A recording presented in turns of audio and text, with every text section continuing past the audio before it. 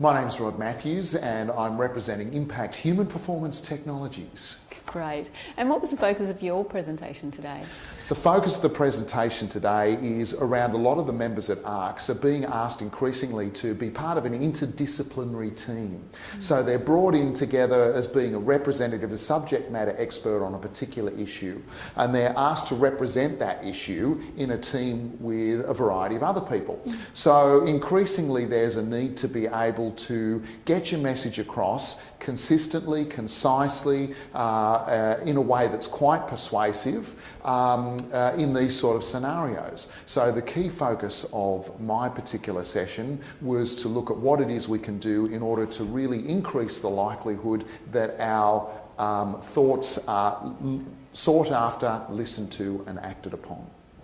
And so are you able to give some examples of the types of pointers that you gave to people today? So for example, one of the first things we talk about is the importance of targeting your audience, thinking about who you're talking to. It's very easy to go where you're loved. It's very easy to spend time talking to people that you know are receptive, that you know have the same opinion to you.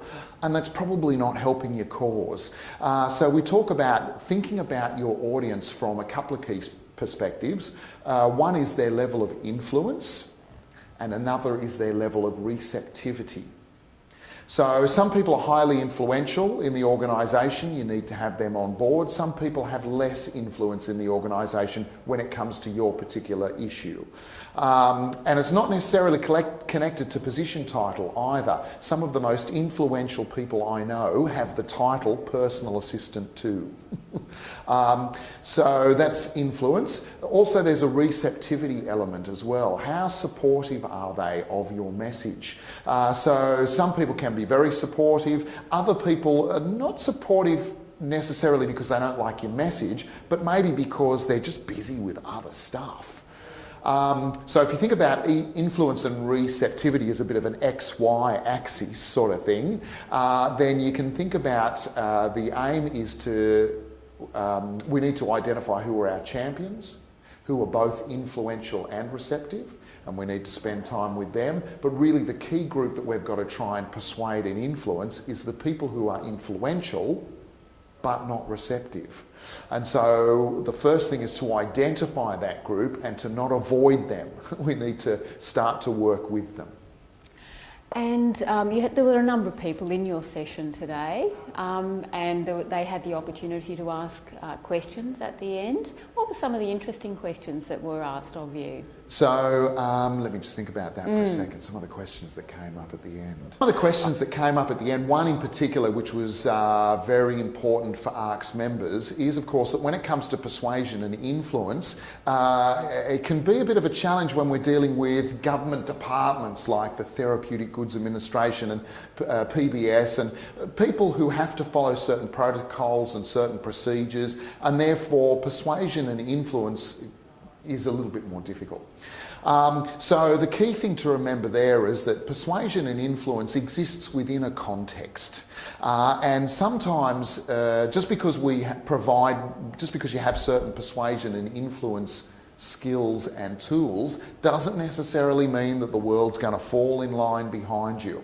And nor should they either, because sometimes it is important to have certain rules and protocols and procedures. Sometimes it's important to keep things objective and to not be persuaded, because we need to be able to find objectively what is the correct way of doing things or the most useful way of doing things. And in those scenarios, collaboration is probably more important than persuasion.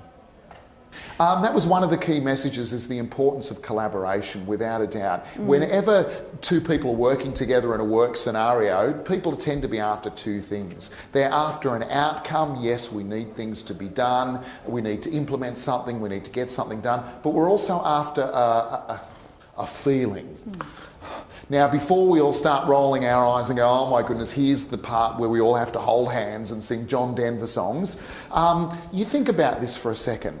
Let's say, for the sake of argument, that you've taken your car to a mechanic, and as you have left, the car is working perfectly, but you are feeling ripped off and as though they are laughing at you behind your back. chances are most of us, most of the time, will not go back to that mechanic if that's how we're feeling, no matter how well they did their job. The reverse is also true. So if we've gone to a mechanic and they've made us feel fantastic, you know, they've met us at the car, they've offered us a trip to the station, they've called us at lunchtime to let us know it's all gone according to plan, all that sort of thing, then we're going to be more flexible and forgiving when things don't go right with those people. Same is also true in work situation.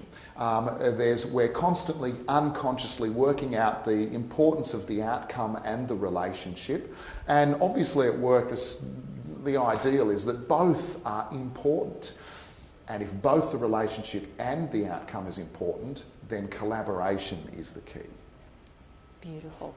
Is there any other messages that you'd like to pass on to ARCS members? I think the key message, the key take-home message from my session would be the importance of we need to pace before we lead. So pace before you lead. Imagine that you've got someone over here and they're sort of running in that direction, but we want them to end up over there for the sake of argument. There's a couple of ways we can get them there. Okay, one is to wait until they get to about here and then trip them and push them. But of course the response to that is probably going to be the fight, flight or freeze sort of response. So the alternative is to jog with them long enough to earn the right to lead them in the direction you would like them to go. So you need to pace before you lead. And this is one of the most common mistakes that people make when they think about persuasion and influence. They come along and they go, oh great, so you're going to tell me how to tell that other person what I need to tell them. And that's half of what's needed. The other half is a whole suite of skills around being able to earn the right first. And where can people go? Where can ARCS members go to get more information about the skills that you've talked about today? So there's a couple of places to be able to go to get more information. First of all, and here's the advertisement, is to go to the website, which is www.rodmatthews.com, and in there's free online learning resources, and there's two places to go there. One is a library of handouts, and so you could type in persuasion and influence and all of the two-page summaries would come there. The other place to go is there's a recommended reading component there. And so if you had a look through the list of the books there, there's a couple of which we've written reviews for. There's a couple of books there. Influence the Psychology of Persuasion by Robert Cialdini is a classic. And another one would be Influencing with Integrity by Jeannie Laborde. They're two landmark works when it comes to persuasion and influence.